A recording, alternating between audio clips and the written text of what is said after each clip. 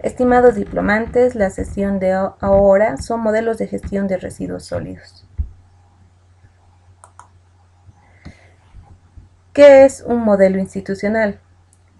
Corresponde a un esquema o marco referencial ordenado y caracterizado para impulsar la gestión de la institución hacia determinadas metas a partir de una planificación administrativa y operativa.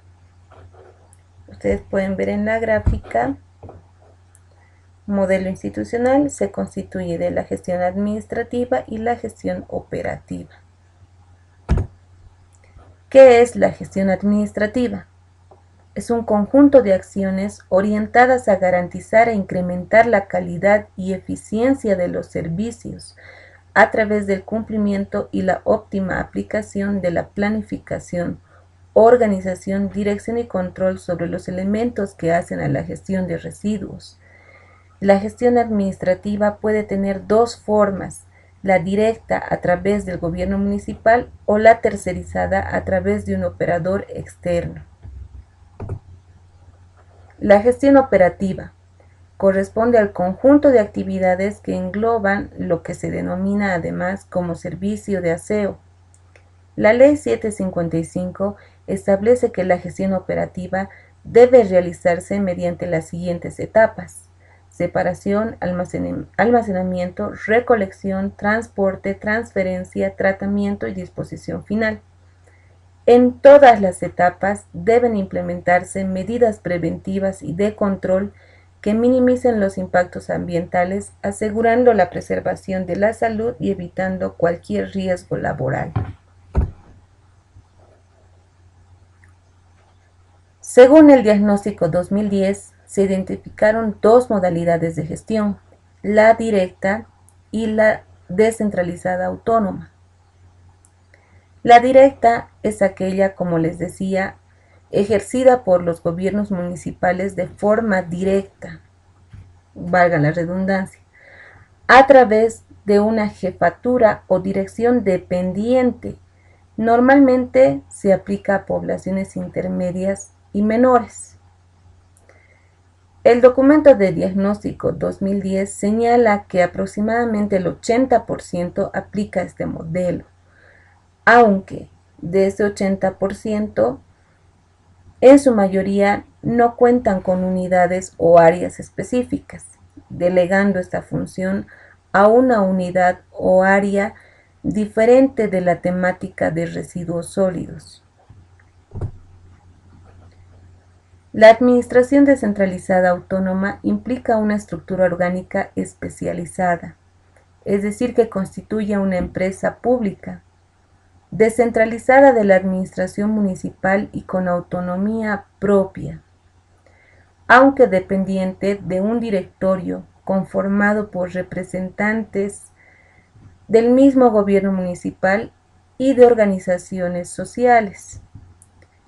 A la cabeza de este directorio está el alcalde municipal. Este modelo es aplicado en los municipios capitales de departamento.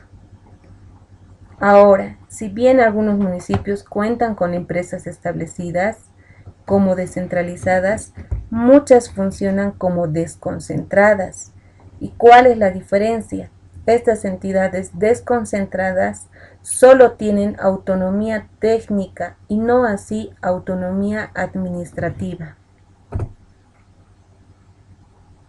Aquí tienen un cuadro de empresas y entidades prestadoras de servicios de aseo en los diferentes municipios a nivel nacional.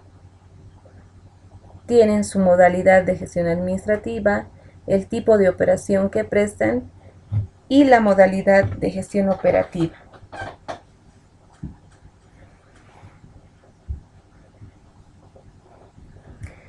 Se presentan también algunas experiencias de otros países que les va a parecer información interesante.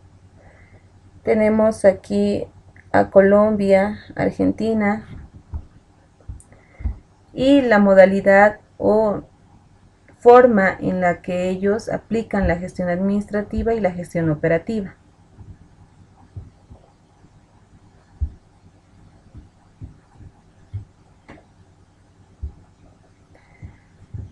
En cuanto a la gestión operativa, la ley establece que la aplicación de la gestión operativa también depende del tipo de residuos.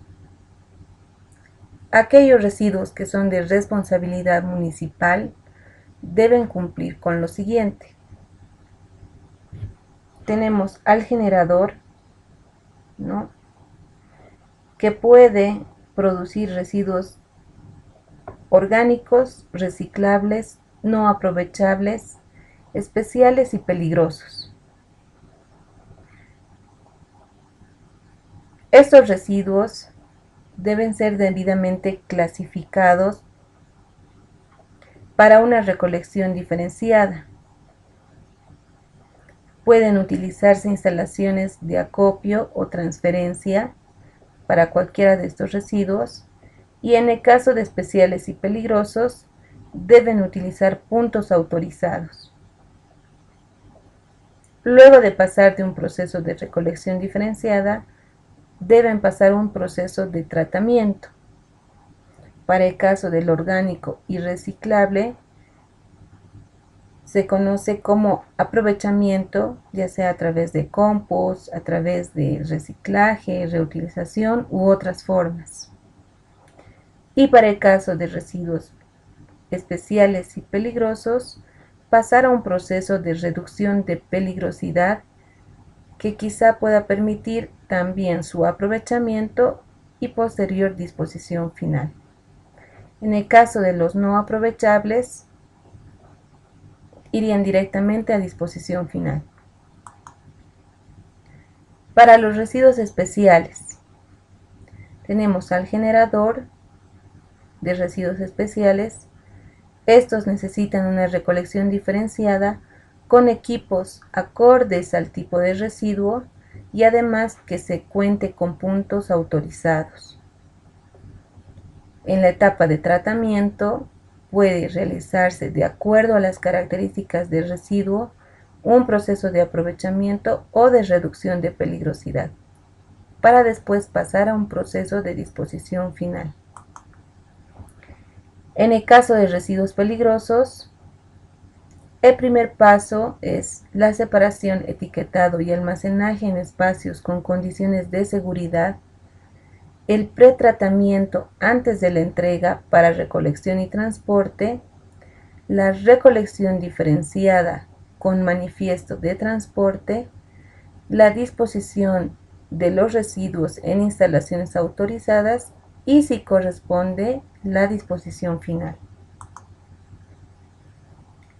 El programa de residuos sólidos elaborado para el periodo 2010-2015 establece este flujograma para residuos no peligrosos y asimilables. Ustedes pueden ver que este tipo de residuos puede pasar un proceso de clasificación en residuos orgánicos, reciclables, no aprovechables. Para el caso de los residuos orgánicos, pasar a un proceso de autocompostaje dentro del domicilio, los residuos reciclables a un proceso de reutilización dentro del domicilio y de forma posterior recién pasar a lo que son los procesos de recolección diferenciada. Dentro de lo que es un proceso de recolección diferenciada, el residuo orgánico pasará a un compostaje ya sea municipal, el residuo reciclable puede pasar a una planta de transferencia o una planta de clasificación, dependiendo de la capacidad generadora del residuo, dependiendo del tamaño de población atendida y dependiendo del tamaño del municipio en este caso. O puede pasar también a un centro de acopio de residuos reciclables para pasar a un proceso de reciclaje con participación de la industria local. En este proceso podrían generarse puntos verdes donde la población pueda llevar estos residuos y de forma posterior estos puedan llegar a la industria para reciclaje. Luego del tratamiento o aprovechamiento de residuos orgánicos obtendríamos los productos finales que se utilizarían ya sea en la agricultura, áreas verdes, reforestación u otros. Luego de una planta de clasificación donde se podrían obtener papel, cartón, metales, vidrios, plásticos y otros que también pasarían a un proceso de reciclaje con participación de la industria, los residuos que no lleguen a aprovecharse pasarían a un proceso de disposición final. Todo este proceso requiere de la participación ciudadana a través de procesos de educación ambiental, considerando la responsabilidad compartida y la responsabilidad extendida del productor. En cuanto a los residuos peligrosos, las fuentes de generación pueden ser domiciliarias, comercios e instituciones, otros sectores y los establecimientos de salud. Cada uno tendrá un almacenamiento específico y diferenciado, de acuerdo a las condiciones del residuo. La recolección y transporte también bajo condiciones específicas y el tratamiento de igual manera dependiendo del tipo de residuo. Para llegar a un proceso de disposición final. Lo mismo para aquellos residuos generados en el sector productivo y la agroindustria. Igual que en el anterior caso, todo esto requiere un proceso de educación ambiental y responsabilidad extendida del productor. Para el caso de residuos especiales, se tiene aquí algunos tipos: residuos electrónicos y eléctricos, neumáticos desechados, escombros, animales muertos, residuos agrícolas, restos de matadero.